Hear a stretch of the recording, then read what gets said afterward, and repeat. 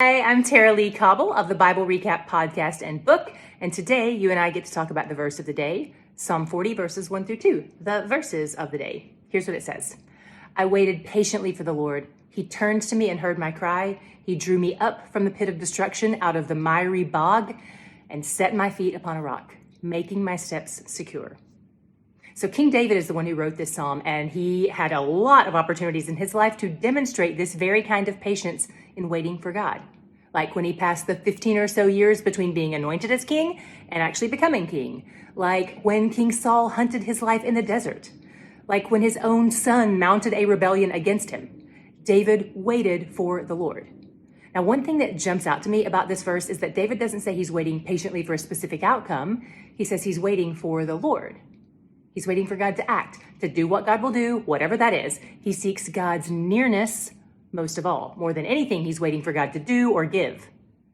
God is the primary goal here. The back half of this verse shows us that because it points us to the place where David's relief begins, when God turned to him and heard his cry. So whatever you're going through today, God is not distant. God is not passive. David doesn't get a special kind of attention that you and I don't have access to. Whatever sins you think you may have committed that have distanced you from God, David has almost certainly done worse. Yet, God turned to him and heard his cry. You are not far from God's ears and his heart. David knew and rejoiced in the fact that God was present. Then he praised God for how God responded when he drew near. God was the one who rescued David out of the pit of death, the slippery place that he couldn't escape on his own. God set his feet on the immovable rock. And when God rescued us into relationship with himself, that's what he did for us too. We were in a pit of destruction and couldn't escape on our own. We needed rescue. And the Father sent his son Jesus to be our rescuer.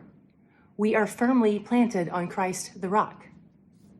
So today, regardless what you encounter, I pray that you remember that all your steps are secure. He's near. He loves you. He keeps you.